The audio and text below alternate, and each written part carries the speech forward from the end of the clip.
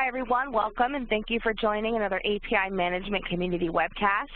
Today we have a pretty interesting topic. We have David Bressler, who is the VP of API Management, presenting on why companies should hire Agile, DevOps, and API practices to become more competitive in the experience economy.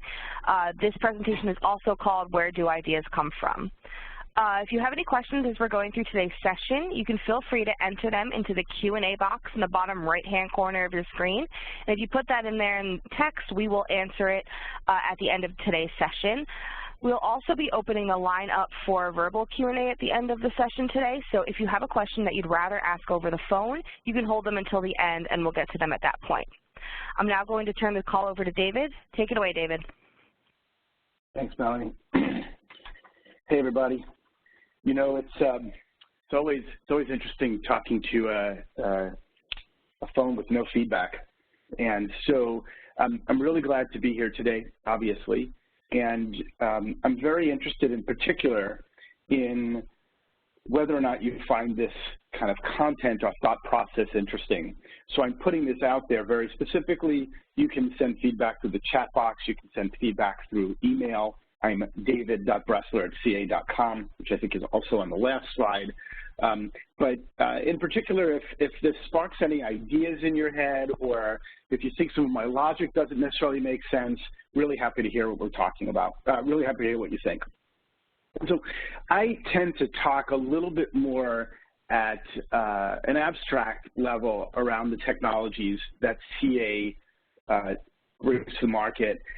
Then a lot of other people, a lot of my peers tend to be focused on a lot more of the technical details and the implementations, whys and hows.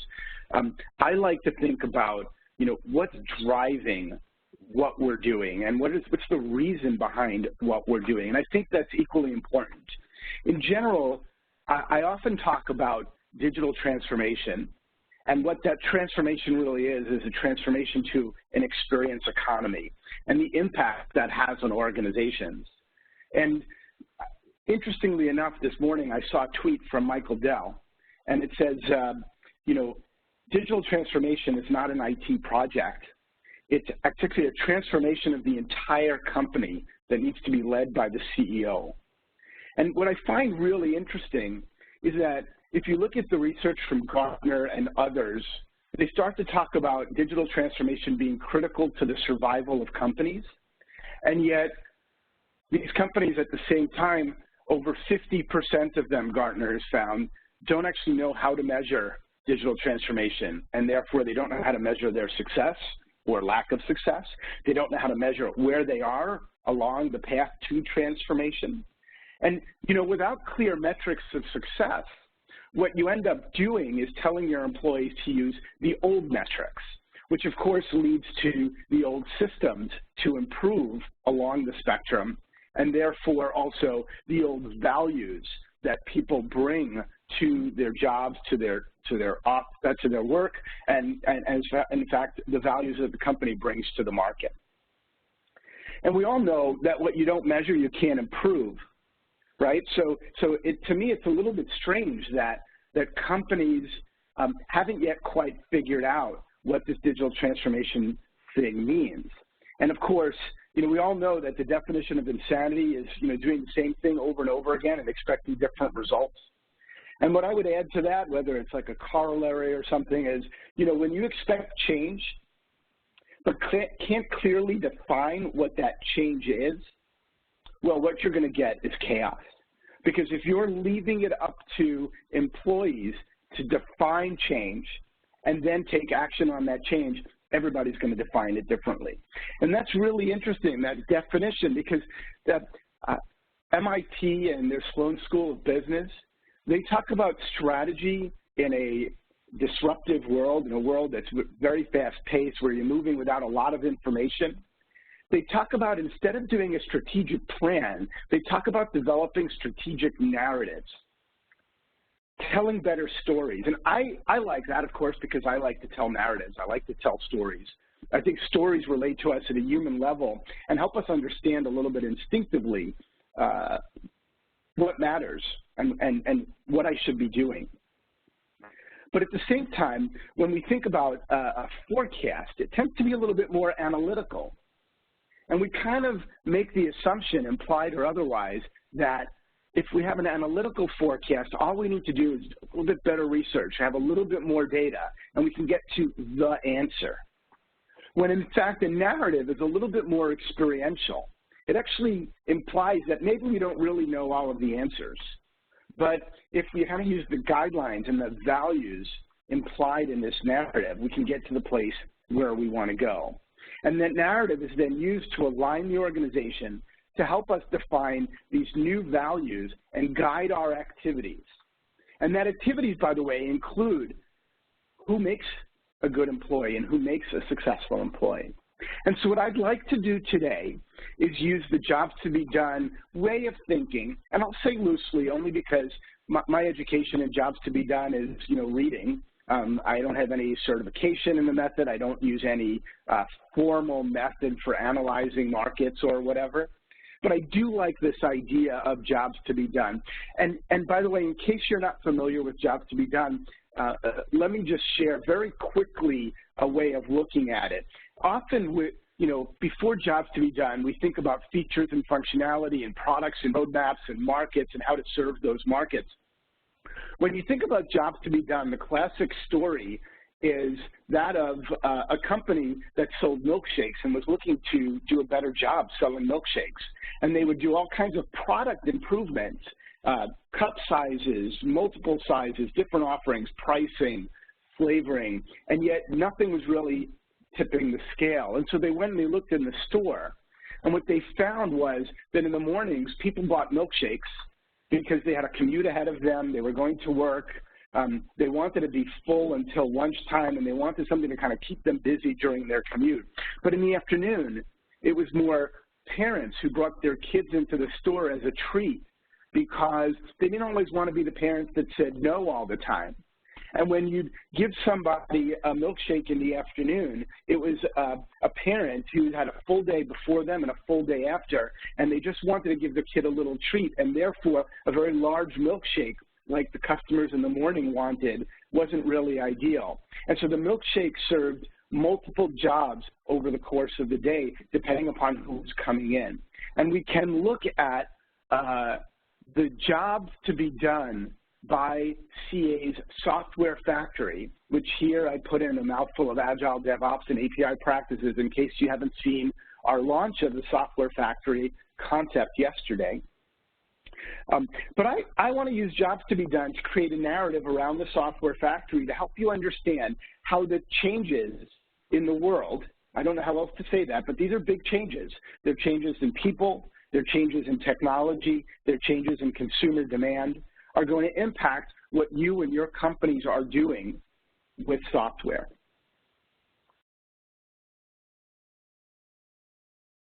And in a world where one great idea can change everything, how do you get to ideas that matter?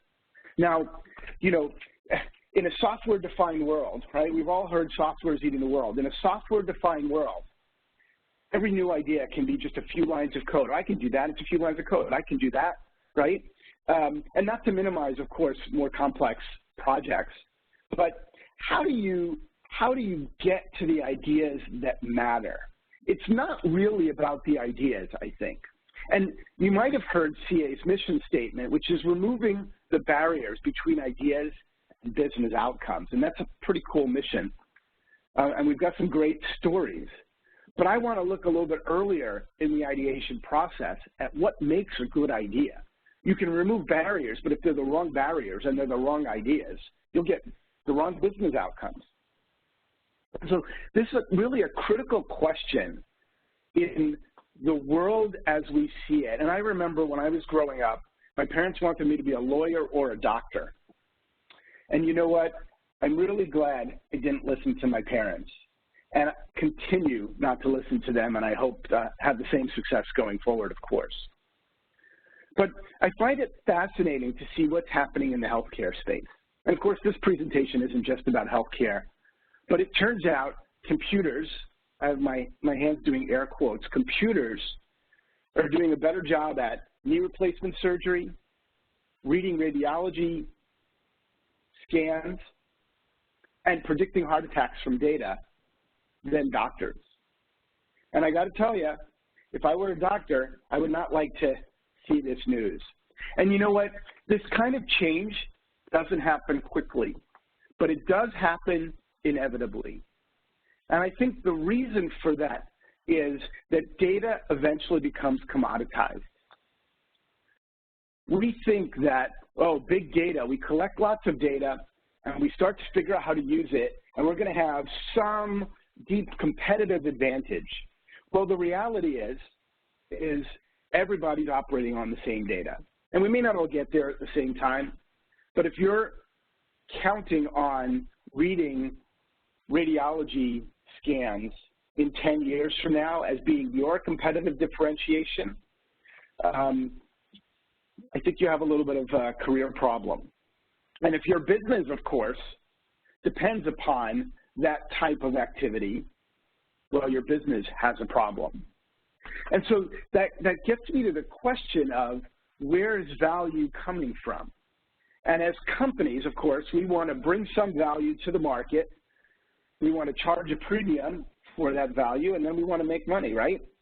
But in a world where artificial intelligence can do a lot of what people do, machine learning can, build up skills that, faster and better than people can, and all kinds of experiences can be created really quickly. They're even talking about how, between AI and machine learning, they'll write better software than we do.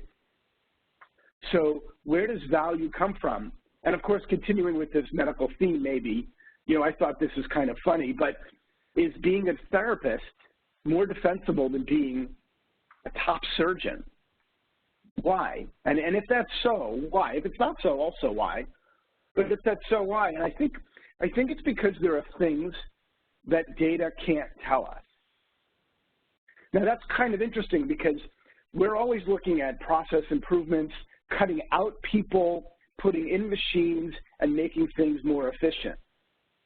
And that works in a product-oriented world. It works when you're thinking about a production facility and you're trying to just make several different variations on a theme and get them out to market faster and figure out who's going to buy what and how many should you make. But if there are things that the data can't tell us, could it be because there's a fundamental difference between a product economy and a service economy? And in a service economy, maybe there are things that are more nuanced, that are more experiential, that matter. And I liken that to listening to a symphony, or frankly, watching any artist. If you learn how to play the piano, you start by playing notes. And you play these notes, and you play these notes, and you play notes over and over and over again. And frankly, there's a very small number of notes that you can play. And, given a bound on time, there's a small combination, relatively speaking, of how those notes go together. And yet, we always talk about the emotion in the symphony hall. They played that with a lot of emotion. But I would imagine that a computer can play notes just the same as a human being. And of course, the phrase I have there, we honor people who jump to a conclusion. And that's very different, by the way, than reaching a conclusion. So in fact, if we pause and we think about the language that we use, we're very aware that often there's this intangible thing that happens that we respect and we kind of aspire to. And I think that intangible thing is very relevant in a service economy, in an experience economy. And so I want to play with some words for a second, because I was thinking about this, and actually these words were kind of the genesis of this presentation. Not that this slide is such a big deal, but I was thinking about different words and how we use them and what they mean to us. And by the way, I'm thinking about this because I don't know what my own career will be in 5 years. And that's not because, we can't really predict the future, but what if computers put me out of a job? What if efficiency puts me out of a job? Efficiency in a product world. That's challenging. And so when we think about interpret and predict, I want to contrast that with judge and anticipate. I think one of the values that I bring personally is my ability to judge or anticipate what changes in the market mean.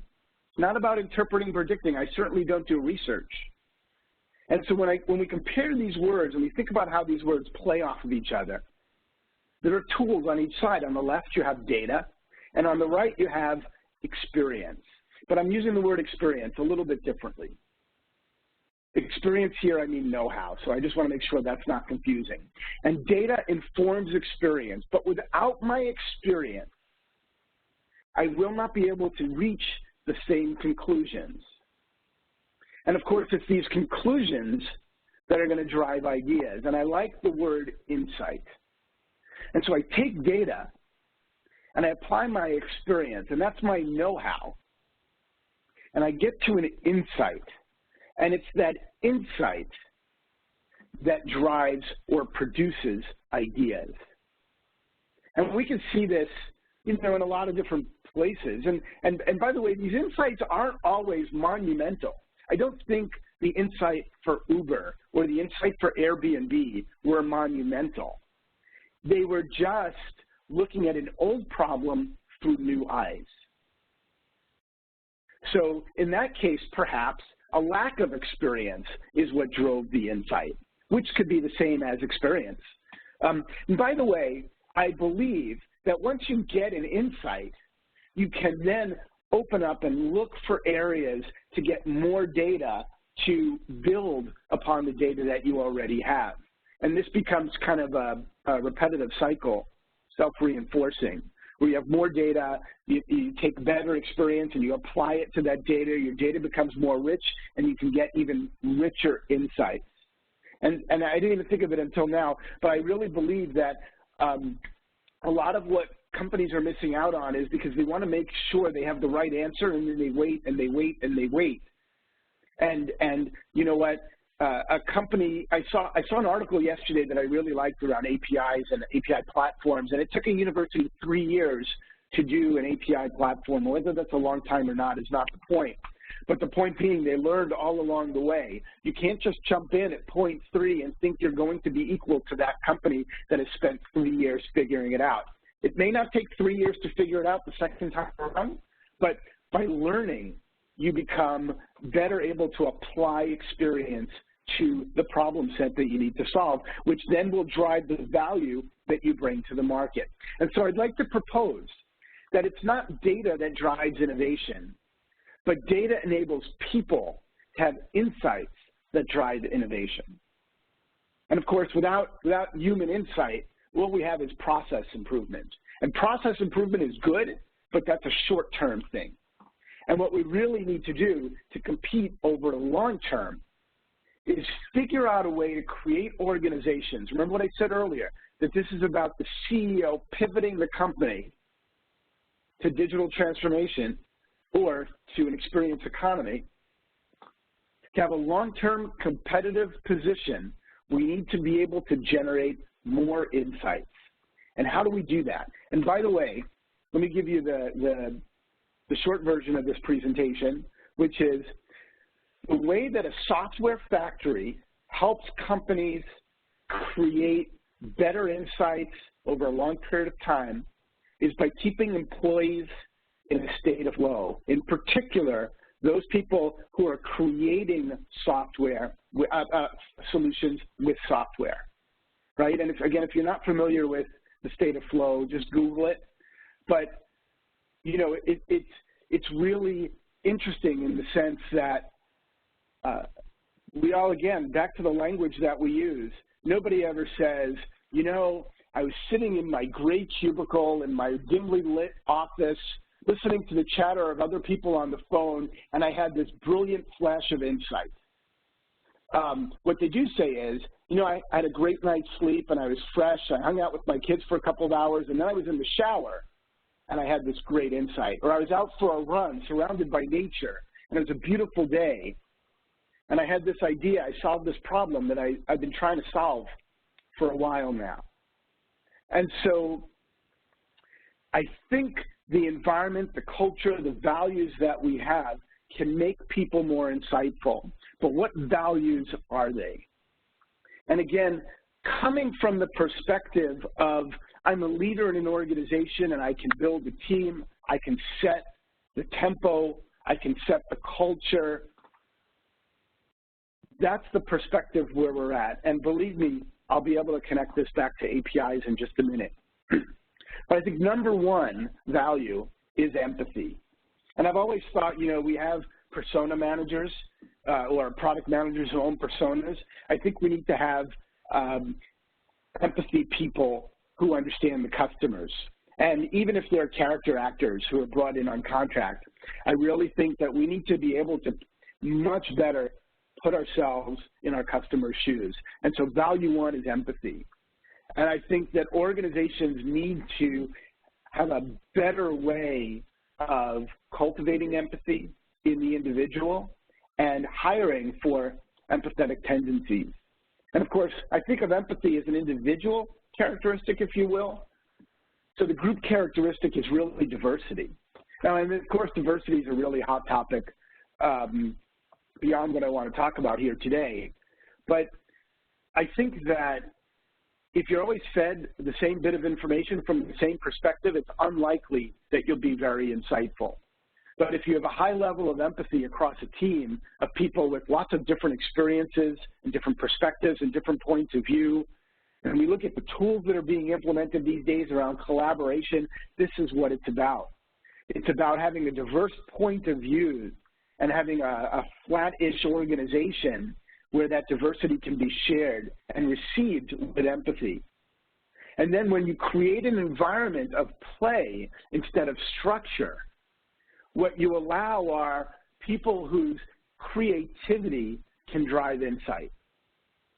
And again, I'm trying to use very specific words because I think this idea of creativity is really important. It used to be that artists were creative, but business people, you know, we're process-oriented. I did an MBA like 20 years ago, and, you know, I'm not sure we used the word creativity once across the whole program. But creativity these days is really valuable, and you don't get creative on a schedule. You get creative when you're playing, when you're in this state of flow. And so that brings us to the organization. And so we want to have values in people of empathy, diversity, creativity. But what kind of environment do we create as leaders? And, you know, we all, again, whether it's implicit or explicit, when I started working, you know, I hit the ground running at the bottom rung of that ladder, and I was going to run straight up the ladder as high as I could. Unfortunately, I show up to work these days, and, you know, here are the ladders, right? They're out back, rotting, chained together. There's no more corporate career ladder to climb. These days, the way people interact with their organizations, the way people build their careers, the way people build their skill sets is through more of a portfolio. And last year, when I talked a lot about the experience economy, oddly enough, and I was surprised by this, a lot of the questions I got by IT staff was, what does that mean for my career? And that's one of the reasons why I put some thought into this. But I really believe that again, as leaders, as we bring people on, as we create an environment, we need to create an environment so that people can get diverse experiences and bring those experiences together in ways that we might not have been able to anticipate. And bringing people together for diverse experiences means that we want them operating in a creative space, not a process-oriented space. And I want somebody thinking about how my customers are drinking milkshakes and not thinking about how do I set up a lab environment for 10 SAP servers because I want to be able to test this particular type of message and this particular type of scale. And I want people to, you know, funny enough, again, it took me 3 tries to dial into this conference call. And here I am trying to keep my mind in this creative space, presenting new content. I might not have mentioned it's brand new content, so I don't know how it's going to flow. I have some ideas I want to hit. I want to keep the highlights in my head. Here I am, dragged right out of that state of flow by my phone system, having to dial the 20 numbers it takes to get into the conference 3 separate times before I was able to get in. That does not engender a state of flow. And that's a trivial example, but I got to tell you, if I have to think creatively, I can't do expense reports at any time in the day, sometimes at any time in the week. I'm a little bit sensitive. But I know if I do an expense report on Monday morning, my week is not going to be a really creative week. I'm going to save that to Friday so I can kind of decompress from the process over the weekend. And so we have these different values we want to enable. We're delivering these experiences through software. How do we better execute in order to be able to get more insightful productivity out of our employees? And we're going to do that by focusing on these key attributes. Data is going to be available, and it's going to be a commodity. And it's a great place to start, by the way, if you've not had a way to start with APIs yet, is just start making data available internally, externally, to partners. I don't care. Those are 3 different places to start. I'm sure there are others. But I got to tell you, most questions start with, well, a question, and there's data somewhere that would help us answer it, but getting that data is kind of hard. Hard, process-oriented, getting permission, figuring out how to get access to it, those are things that pull us out of flow. And speed, we have to value speed. Remember, I started by talking about what do we value, what do we measure? Maybe we can measure how much data is available, how fast are we moving? And this is not only the speed of being agile, but the speed of just being able to get through the end-to-end process. We know, for example, in banking and healthcare, there are a lot of compliance issues. In other industries like retail, there are a lot of security issues, in particular around payments. So these things tend to slow us down. How can I be compliant without breaking speed, without dropping out of flow? And one of my favorites, by the way, is this idea of scale. It's easy to work on the big problems, but how do I get people to kind of experiment in the little places? Because it's those places that grow in the future. And by the way, I also believe it's much easier to make one milkshake than it is to make 2 types of milkshakes. And of course, that's a tongue-in-cheek example. When I have a mobile app, I still don't understand why banks have just one mobile app. They have customers who know a lot about numbers and customers who hate numbers. At a minimum, they should have 2 apps, a banking app for people who hate numbers and a banking app for people who love numbers. And of course, you can segment your customers even better these days because we have lots of data. And I was talking to a bank the other day who finally used a phrase that I heard that I use a lot, which is a segment of one. Can I solve problems individually for very small sets of my customers in order to build a relationship around the service that I'm delivering? Again, relationships sometimes hard to quantify. I wouldn't want to have to give a number to the relationship I have with my wife, certainly not if it's her that's asking. But, you know, there are ways to improve a relationship even when you're not counting. And what you have to be able to do is allow your employees to work on small projects, allow your company to deliver small things, and you have to try to make it personal, because these things in an experience service-driven world are going to be sometimes more about the interoperability of the personality than the absolute return on investment. And so if we think about those 4 characteristics, this is the world into which CA is introducing the software factory. And the idea of the software factory is to enable you to produce better quality software faster without sacrificing security. And that's going to allow you to deliver a broader range of experiences to your customers, which of course is going to allow you to succeed in a service-oriented world. Now, a lot of people say, wow, that's a big thing though, where do I start? And of course, you can start at any one of these touch points: security, data, agility, automation. But I'm an API guy, and so I wanted to provide a little bit of a maturity model, the way that I kind of break down the world. And again, I never really introduced myself. That was on purpose.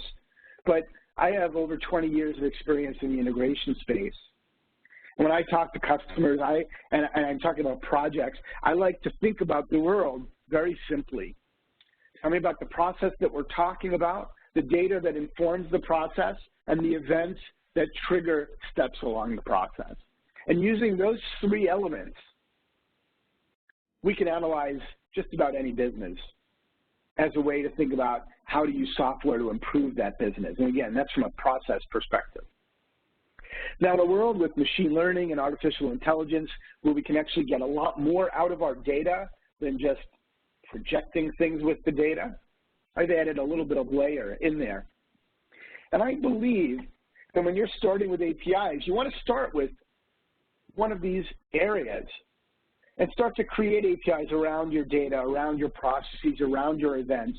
You want to start perhaps using some voice or machine learning or AI APIs to enhance your existing infrastructure of event data and process. And then use these APIs, and again, always thinking about who might use this API. Is it going to be an internal use case? Is it an external use case? Or maybe it's a business-to-business, a partner-driven use case.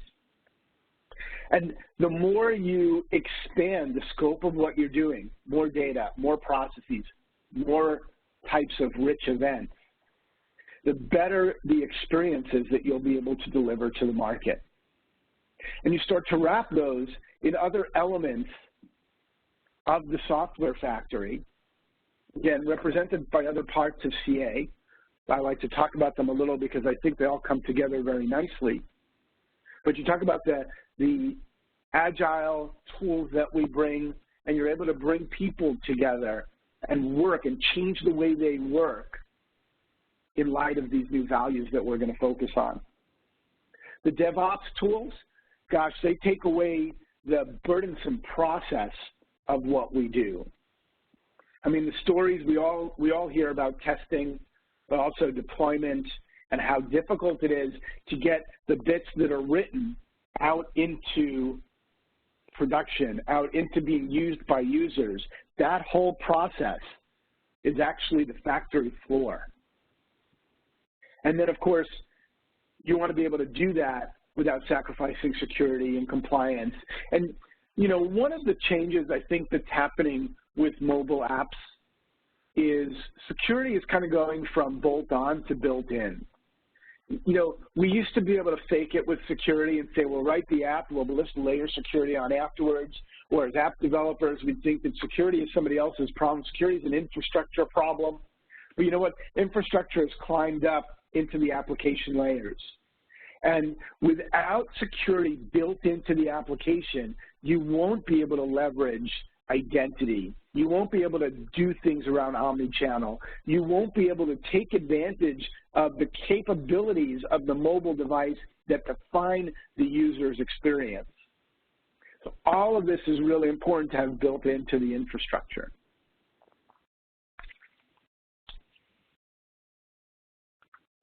And, you know, it's an interesting thing because when I talk about this narrative or I talk about these ideas, I like to bring it back to the things that companies should do. It's a little unfulfilling to hear a good story without actually being told how to take advantage of that story. And I like to think about these starting points of Agile, DevOps, security, APIM, API management as being a foundation for what we do, and building on top of that foundation. And so you can start with any one of these starting points to build the foundation of a service-driven organization, an organization that competes on values, that connects with their customers, that delivers experiences. And then we can, again, take a look at these attributes that we're going to try to measure, we're going to try to quantify in order to judge how well we're doing along this path of change in a world of digital transformation.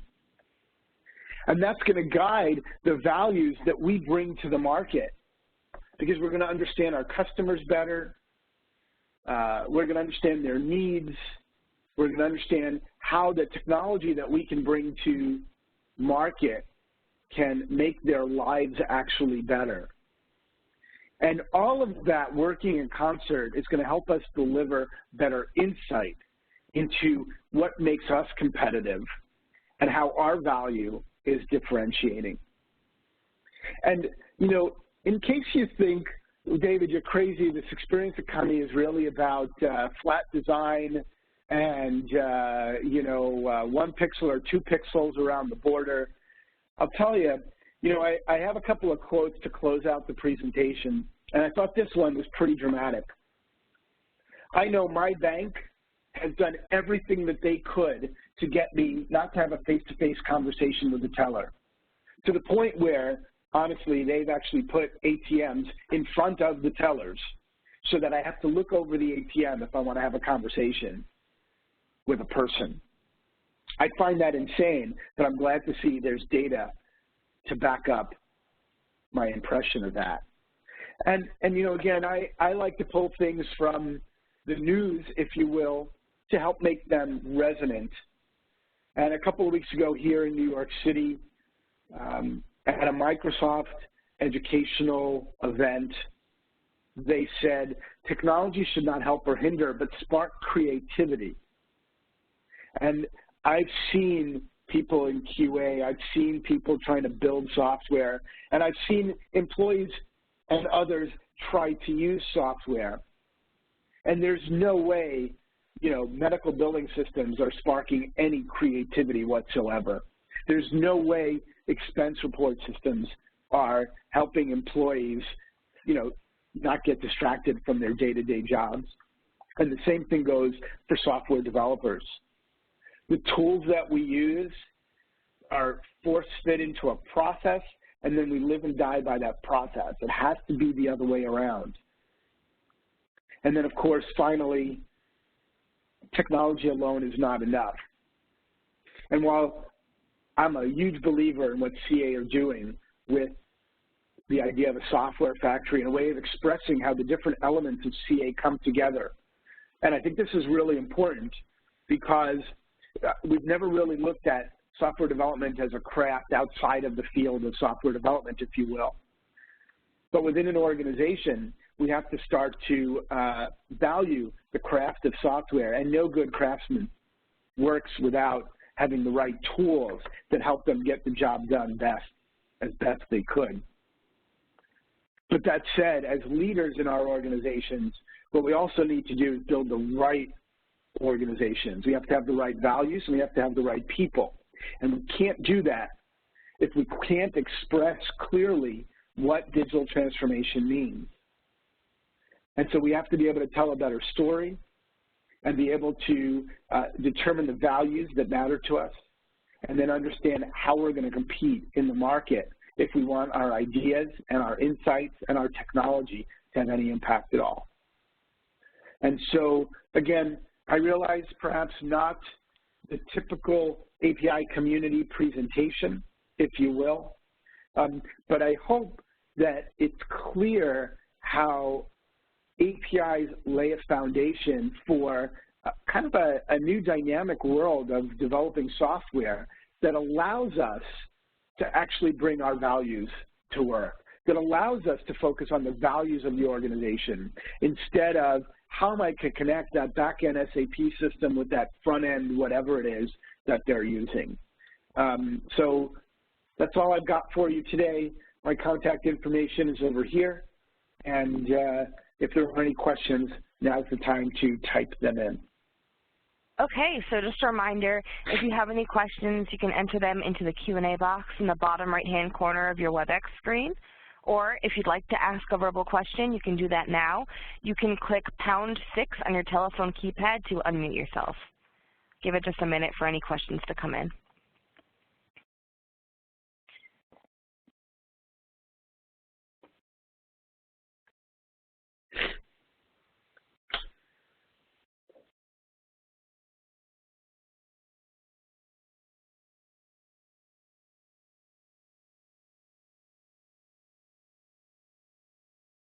Okay, if there are no questions, we'll go ahead and close it up for today.